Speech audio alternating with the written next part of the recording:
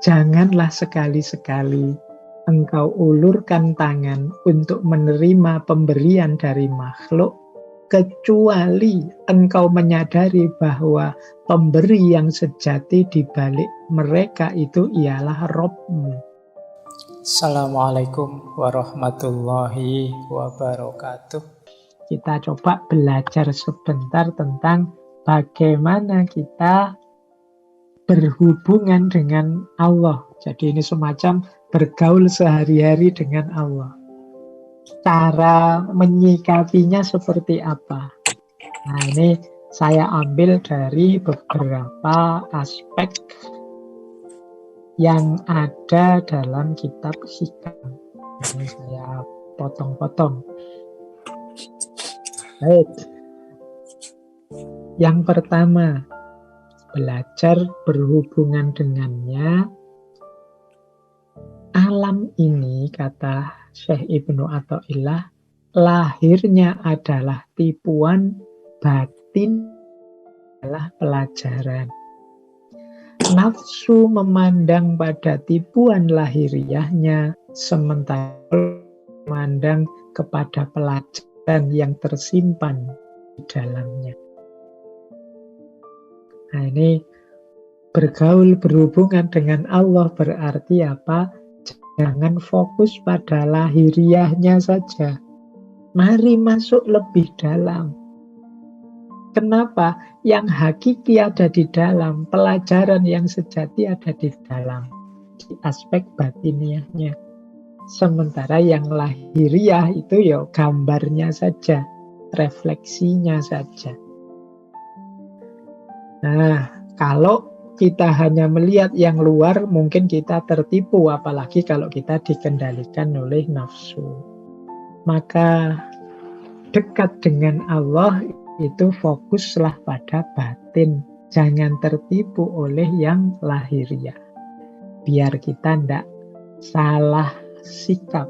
Biar kita tidak tergoda. Jadi kalimatnya, alam ini pada lahirnya adalah tipuan dan batiniahnya adalah pelajaran. Berarti apa? Di balik segala fenomena apapun, ayo kita ambil pelajaran. Ayo kita ambil hikmahnya, kita ambil hakikatnya. Jangan hanya melihat tampilan luarnya. Ini kalau tidak salah dulu saya jelaskan panjang lebar untuk tidak tertipu lahiriahnya ini ketika kita membahas cinta mahabbah di Maulana Rumi, Jalaluddin Rumi. Nah, jadi yang pertama ini, berarti kalau ingin dekat terus dengan Allah, jangan terjebak pada lahiriah. Yang kedua, memberi anugerah berarti dia memperlihatkan belas kasihnya kepadamu. Apabila dia menahan pemberian untukmu, berarti dia memperlihatkan kekuasaannya kepadamu. Dan pada semua kondisi itu, dia memperkenalkan diri kepadamu, serta menghadapimu dengan kelembutannya. Jadi hidup ini kan isinya dua, anugerah dan upaya atau perjuangan.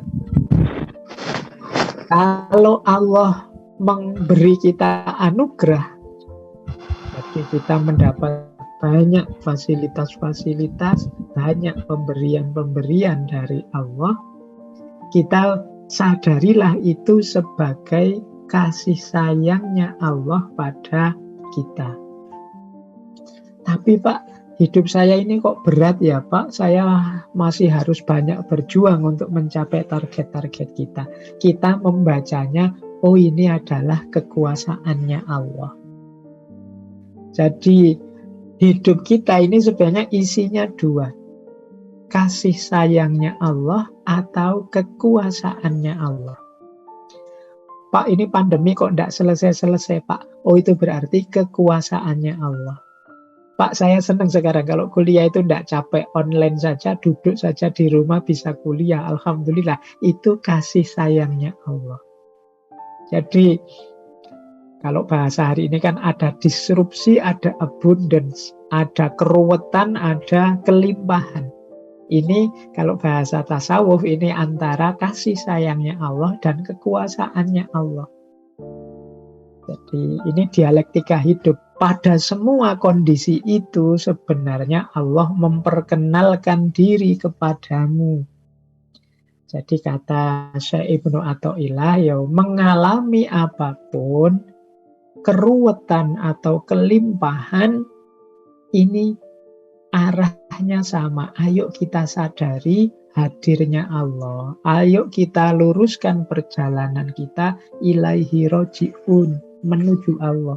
Jadi itu bagian dari sapaan-sapaan Allah pada kita. Jadi kalau pakai rumusnya Ibnu Athaillah ini kan kita ngalami apa saja, tinggal kita klarifikasi. Oh ini kasih sayangnya Allah. Oh kalau ini kekuasaannya Allah. Nah, kalau ini kekuasaannya lagi. Oh kalau itu kasih sayangnya Allah. Jadi tidak ada momen, tidak ada peristiwa yang lepas dari hadirnya Allah. Nah ini rumus kedua dalam kita berhubungan dengan Allah. Apapun yang terjadi ya Allah hadir. Nah, ada lagi satu aforisma dalam kitab Hikam, penolakan dari Allah itu terasa pedih bagimu hanya karena engkau tidak mengerti rahmat Allah di balik penolakan itu.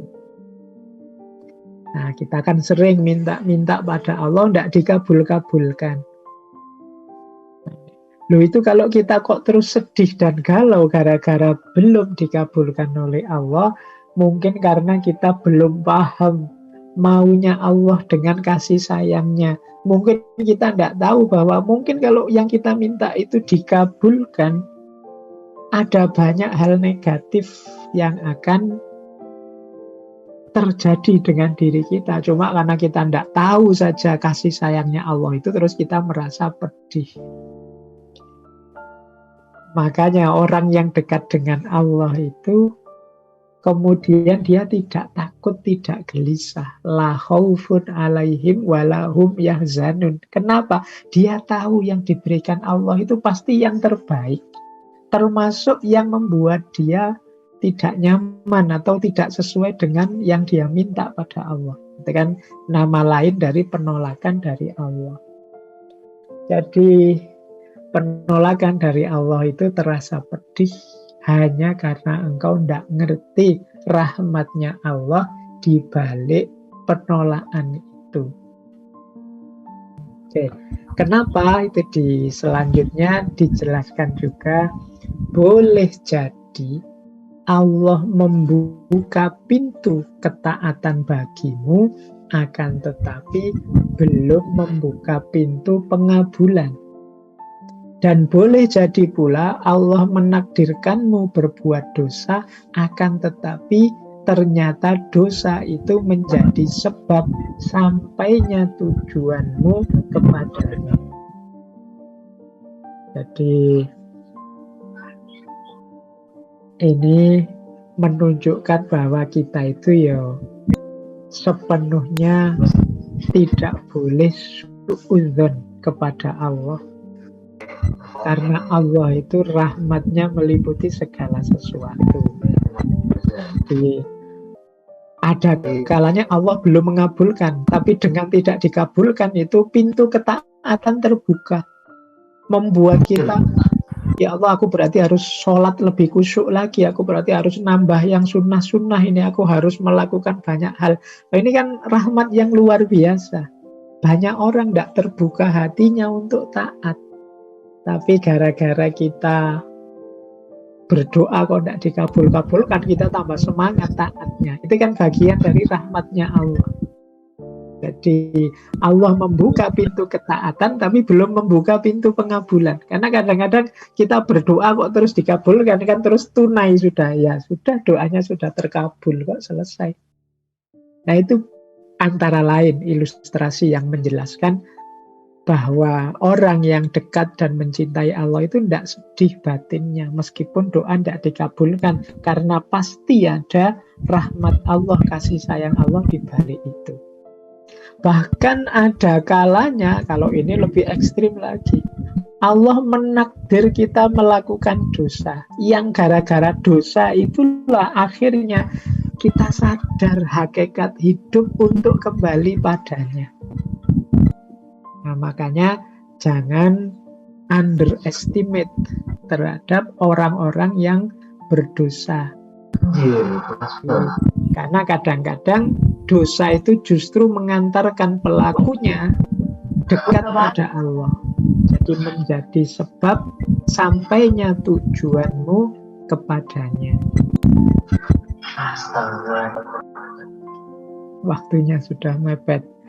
Janganlah sekali-sekali engkau ulurkan tangan untuk menerima pemberian dari makhluk, kecuali engkau menyadari bahwa pemberi yang sejati di balik mereka itu ialah Rabb-Mu.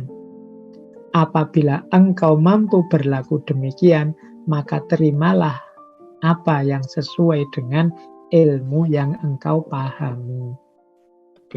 Kadang orang berceramah mengajarkan pada kita jangan minta pada makhluk, jangan mencari bantuan pada makhluk. Tapi jangan lupa pemberian Allah itu ya kadang-kadang melalui makhluk untuk sampai pada kita. Jadi bukan berarti kita sama sekali jangan menerima kalau dibantu orang atau diberi orang, tapi bantuan pemberian orang itu harus kita baca sebagai pemberian bantuan dari Allah melalui mereka. Pemberi yang sejati hakikatnya adalah Allah. Jadi kalau ada orang baik kepada kita, pertama-tama kita syukur dan terima kasihnya pada Allah. Allah lah yang membuka hatinya sehingga mau menolong, mau membantu kita. Jadi ini rumus saat kita berhubungan dengan Allah. Bukan berarti kita berhenti berhubungan dengan orang lain, enggak. Ya tetap berhubungan dengan orang lain, tapi kita membacanya diawali dari mereka ini adalah makhluknya yang menggerakkan hati mereka untuk bersama kita juga Allah. Jadi pemberian-pemberian dari makhluk selain Allah ya bukan berarti semuanya kita tolak. Karena orang itu kan saling membutuhkan, manusia itu butuh kerjasama, ta'awun, gotong royong, dan lain sebagainya. Tapi pemberian dan bantuan itu harus kita baca pertama-tama sebagai pemberian dan bantuan dari Allah melalui mereka. Nah, terus rumus selanjutnya saat kita berhubungan dengan Allah adalah kemaksiatan yang menimbulkan rasa hina dan rasa menyesal itu jauh lebih baik daripada ketaatan yang menimbulkan rasa bangga dan sombong. Maksiat kok terus menyesal, itu kan alamat dia tobat dan tambah dekat dengan Allah. Melakukan kebaikan kok terus bangga dan sombong, itu alamat dia akan menjauh dari Allah. Karena sombong itu kan semacam syirik kecil, syirik khafi. Jadi kita lupa bahwa kebaikan kita yang kita lakukan itu sepenuhnya anugerah dari Allah, yang kalau Allah tidak berkenan bisa dicabut sewaktu-waktu sehingga kita tidak lagi mampu dan mau melakukan kebaikan itu. Jadi kata Syekh Ibnu Athaillah, kemaksiatan dan rasa penyesalan jauh lebih baik dari ketaatan yang menimbulkan rasa bangga dan sombong. Maka teman-teman yang sudah merasa orang baik, tolong jangan bangga dan jangan sombong. Semuanya perkenan dan petunjuk serta izin dari Allah. Teman-teman yang merasa banyak dosanya, ya jangan putus asa. Asal teman-teman sadar yang dilakukan itu salah, menyesal, dan siap memperbaiki diri. Nah, ini rumus-rumus saat kita berhubungan dengannya. Baik, terakhir karena sudah jam 10 ini meskipun tadi terpotong sebentar.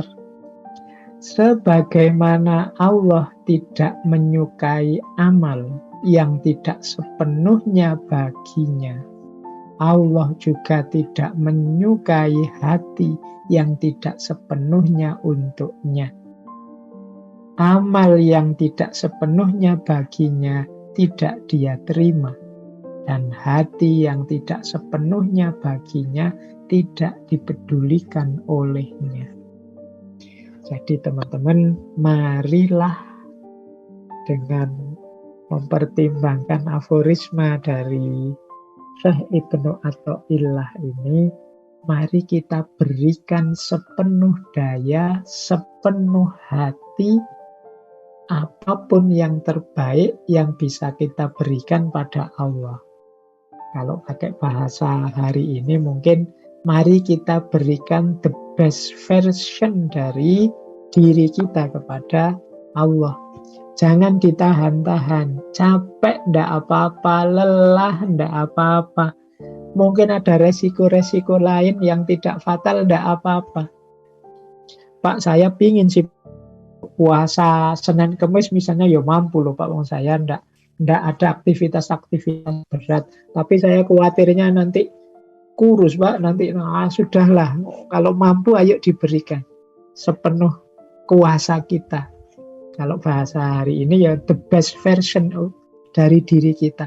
Mari kita berikan versi terbaik diri kita kepada Allah. Semoga dengan kesungguhan kita beramal, kesungguhan kita mendekat padanya, sepenuh hati kita ingin diterima untuk dekat dengannya, Allah kemudian memberikan anugerahnya pada kita. Alhamdulillah kalau anugerah yang diberikan itu bentuk yang paling kita impikan, yaitu mahabbah, cinta kepadanya.